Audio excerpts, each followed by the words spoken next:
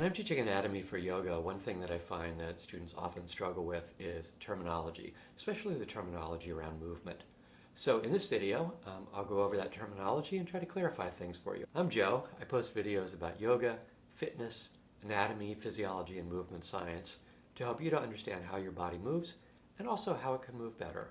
So the first thing to understand about the terminology for movement is that all of these terms are in relationship to a reference position, which is called anatomical position. The good news is if you're a yoga practitioner, you already know what that is because it's Tadasana. So it's standing upright with your palms facing forward.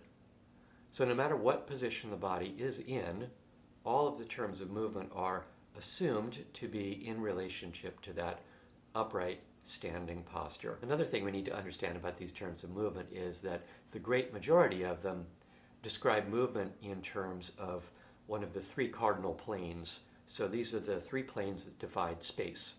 So there's a plane that runs like this, a plane that runs like this, and a plane that runs like this. Usually when you see these three planes illustrated in an anatomy book, you'll see a picture of a person kind of divided by the three planes.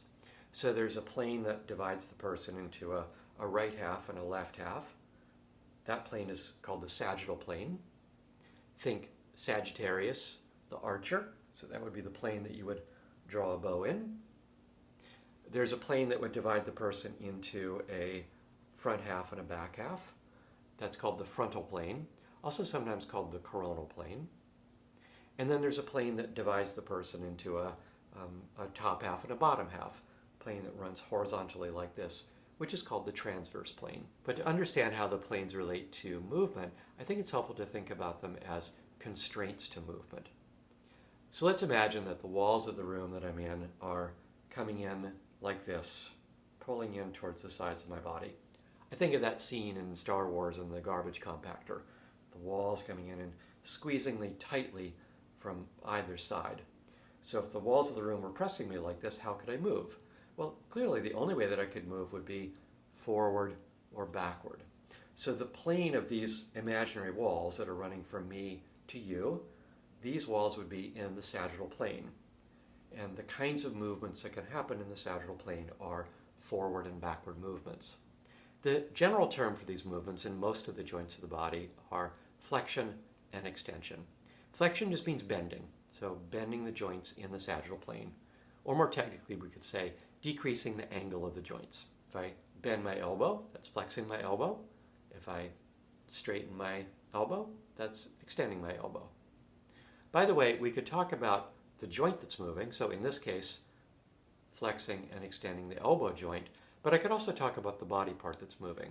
So I could talk about extending the forearm and flexing the forearm. One way to remember this is just to think that if you flex all of the joints in your body, you're moving into a fetal position, and as you stand back upright towards anatomical position, you're extending all the joints in the body. Where this gets a little bit confusing is there's actually a lot of joints in the body where we can extend past anatomical position. So for instance, in your hip, you can move your thigh bone back behind you, so you can extend the hip a little bit past anatomical position. Same thing with the spine. You can extend the spine a little past anatomical position into a back bend. The shoulders. This is actually a body part where sometimes there's a little bit of confusion about this terminology. So we should probably clarify, what is shoulder flexion? So shoulder flexion is bringing the arm forward, and if I continue with that movement, that would bring my arm all the way overhead. Shoulder extension would be returning back to anatomical position, and we can extend the shoulders a little bit past anatomical position. Another area of the body where there's often a little bit of confusion about these terms of movement of flexion and extension is in the wrist, particularly in positions like plank pose, downward facing dog. Students will commonly describe the wrist as being flexed, but in fact your wrist is not flexed in that position. It's actually extended. So if I'm starting an anatomical position with my palm facing forward and I flex my wrist, that would turn the palm toward the ceiling. For me to be able to turn the palm toward the floor, I actually have to extend the wrist to go past anatomical position to point the fingers backward. I think part of why this is confusing is that when we're putting weight on our hands in plank or downward facing dog, we're also rotating the two forearm bones around each other to point the fingers forward. That's a movement that's called pronation of the forearm or pronation of the hand, and we'll come back to that in a little bit, notice that's actually in a different plane. That's in the transverse plane.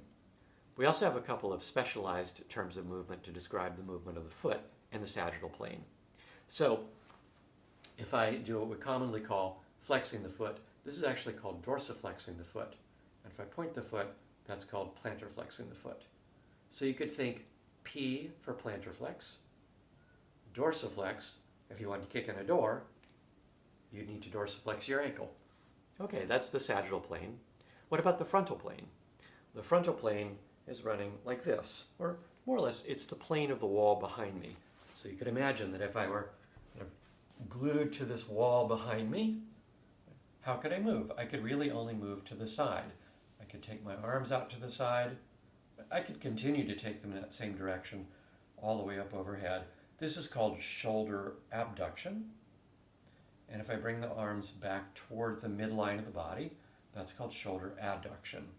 These terms really only apply to the limbs, and they're in relationship to the midline, which is the center line of the body, the line that would run right down between my eyes, through my nostrils, through my sternum, and if I were standing all the way down between my feet.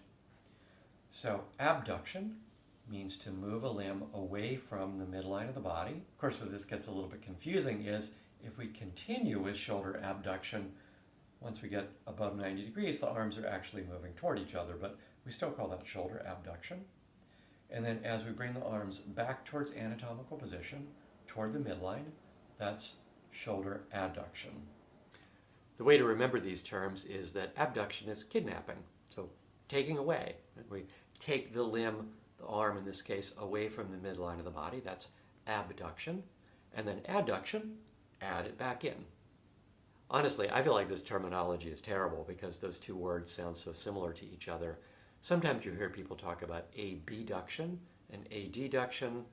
That doesn't seem a whole lot better because B and D also sound pretty similar to each other, but that's the terminology that we're stuck with.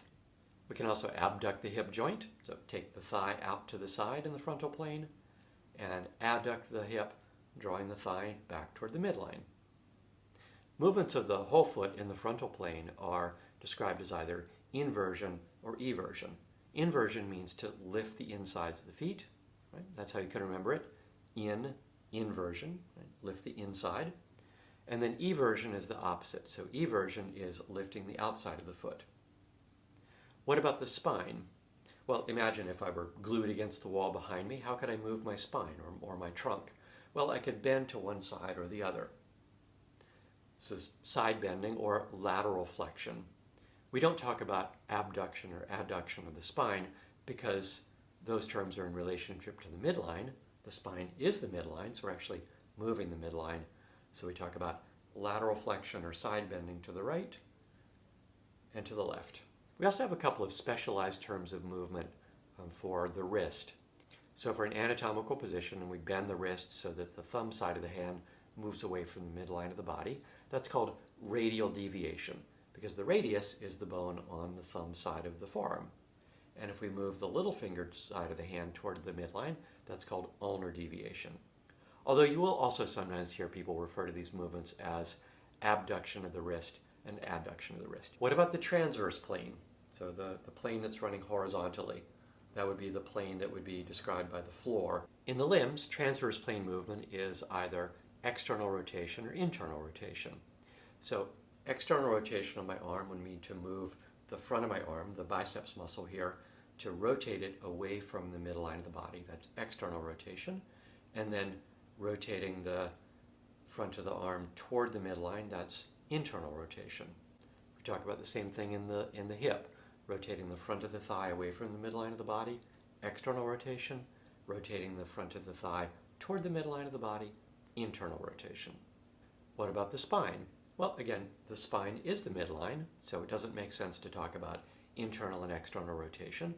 Rather, we just talk about rotation right and rotation left, or sometimes described as axial rotation, because we're rotating around the central axis of the body. When I was showing you shoulder rotation, I bent my elbow, and the reason that I did that was I wanted to really make sure that I'm actually moving my arm bone, because these are movements that describe movement of the arm bone in relationship to the shoulder blade. By bending my elbow, I take my forearm out of it. because I have the ability to rotate the two bones of my forearm to turn the palm forward or backward. We'll have a look at a forearm here. This would be a left arm, and we've got a bone on the inside, or the medial side, which is called the ulna. That's the little finger side. And then another bone in the forearm, which is on the thumb side, which is called the radius. And in anatomical position, these two bones line up side by side.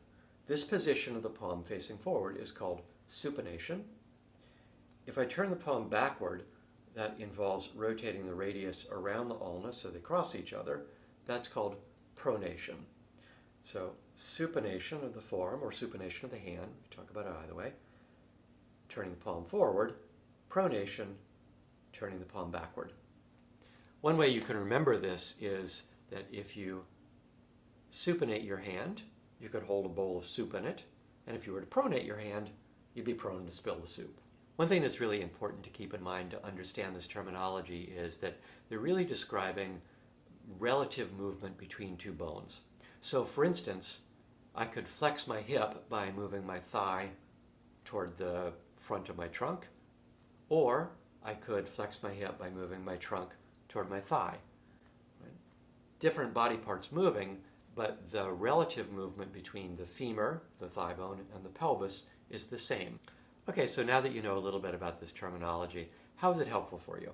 Well, I think one thing that we have to keep in mind is that this terminology is really just useful as a way of describing or analyzing movement, of conceptualizing movement.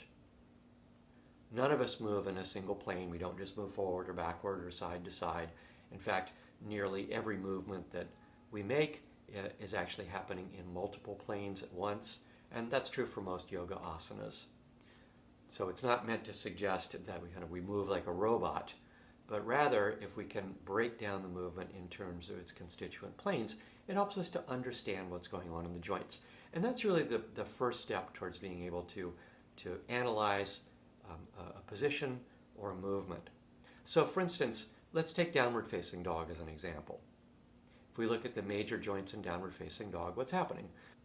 Well, the ankle joint is in dorsiflexion because the top of the foot and the front of the shin are coming closer toward each other. The knee is in extension. Of course, we could possibly bend the knee, that's another variation, but typically in downward facing dog, the knee is extended. The hips are flexed because we're moving the front of the pelvis and the front of the thigh toward each other. The spine, now this is kind of interesting actually, because the spine is in a more or less neutral position in downward facing dog. Although the spine has curves and they're actually flattened a little bit in downward facing dog. So there's a lengthening of the spine that is sometimes described as an axial extension. That's different from extension into a back bend. It's just a lengthening of the spine, which is somewhat of a flattening of the natural curves of the spine. All right, what about the shoulders? Well, the shoulders are in flexion.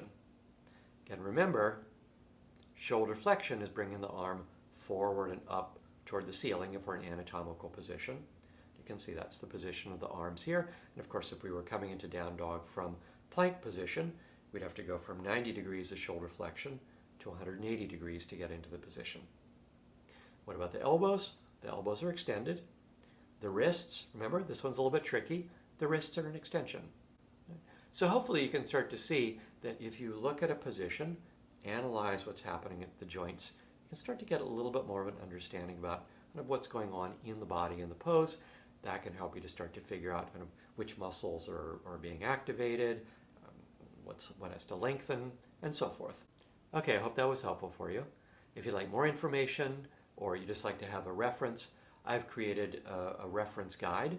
There's a link to that in the description below, so click on the link and you can download that.